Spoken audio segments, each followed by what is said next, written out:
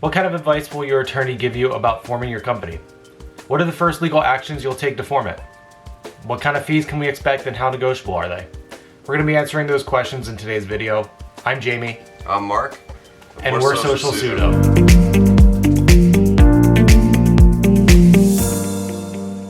All right, Mark. So what kind of advice are we going to get from our attorney about forming our company? Yeah, so you're going to be a little bit confused about company structure. If you've never set up a company, you're going to have a lot of questions that you're going to want to ask. A lot of people walk right into an attorney's office and they have questions about what state do they file in, what's their company structure going to be like? Is it going to be a corporation? Are they a nonprofit? Or do you set up the company as an LLC? How many partners do you have, and what's the dynamic like between those partners? Is there one person that has a controlling interest in the company, or are there multiple people that have equal ownership in the company? So these are the first few discussions and questions that you're going to have as you set up your company.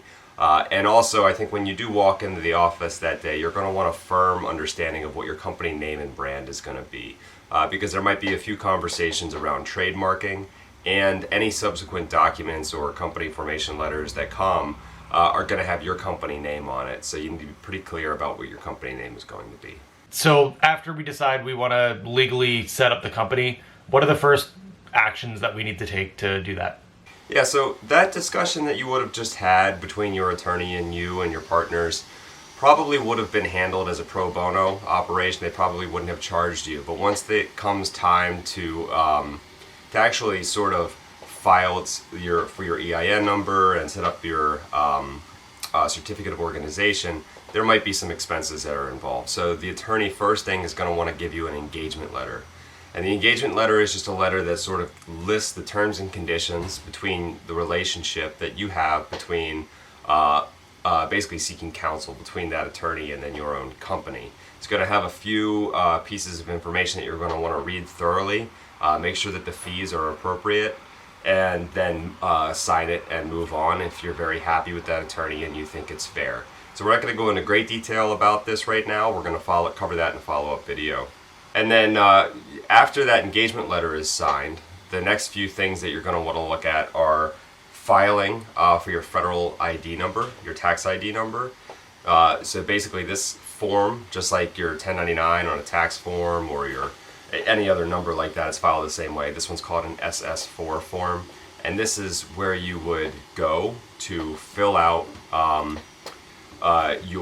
file for your tax ID number. So here, this is basically us and our company being assigned with our federal tax ID number, and this is really kind of like your business's social security number. Everything that you do financially and report to the IRS and to your state tax revenue service, then basically it's all going to be filed underneath that EIN number. And in the end, you can do this online as well. So here's a copy of ours, our EIN application, and our attorneys took care of this for us.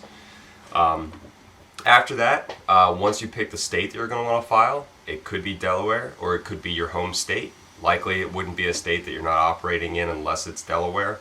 But you're going to want to set up your business in that host state with a Secretary of State, and this is really your certification of your certificate of organization. And you can see there is a fee involved here. A lot of times the attorney will pay this on your behalf, and then you reimburse the attorney. And then after this, the very last thing that you're going to want to review with your attorney is an operating agreement. They're going to have a boilerplate operating agreement depending on the structure of your company, whether it's an LLC or a corporation. To clarify, Social Sudo is an LLC. And this sort of just is a binding document that helps you as a business owner or business partner consult with your other partners. So if ever there's a dispute, or if ever somebody leaves the company, or if there's a disbursement to be made, this document is basically the instructions for what should happen should there be a fundamental change within the company's structure or the company's ownership. And again, this is another document that we're going to review in length in a following video. And what kind of fees can we expect from all this work the attorney's doing for us? So I do have a copy of our first invoice that came from our attorneys at Murtha Kalina. Our attorney's no longer at Murtha Klein, and he's switched firms, but we work with Dave Menard in Connecticut. And he did generate an invoice for a few expenses and fees on top of everything we filed. So there was a draft formation of those documents, obtaining an FEIN draft, which I do not know why it was charged twice, but I think we talked him through that. And then also draft operating agreement. You can see the sum of those expenses were $650.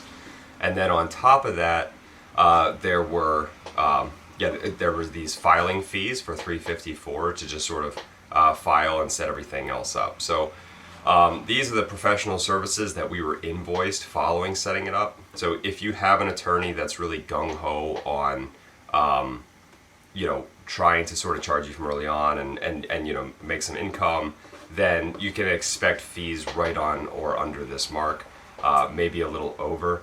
However, just bear in mind that these fees are negotiable. I think in this situation, we made a case that we're going to be continuing to do work with them, and we're hoping that they can drop the fees related to this invoice. And I don't think we had to pay this at all, because this is mainly for legal services. The fees that we did have to pay were basically the fees that they paid on our behalf to the Secretary of State and to the federal government to obtain an FEIN. We reimbursed those. And you can see here that at one point we overpaid a little bit. So there was a credit that was applied here. But even still, this balance we were able to sort of talk our way out of. We didn't need to pay that. So you do have a bargaining chip here. These fees, again, are negotiable. But you don't want to go negotiate so hard that you get off on an unsteady relationship with your attorney. You want to be understanding that they did work for you, but at the same time know that you're an early stage company, and $1,000 right out the gate just to set up your company can be a little high, and they might work with you on that front. Awesome. So in a following video, we're going to talk about, we're going to go through our engagement letter in more detail so you guys have an idea of what they look like and what is typical, as well as the operating agreement. All right. Thanks, Mark.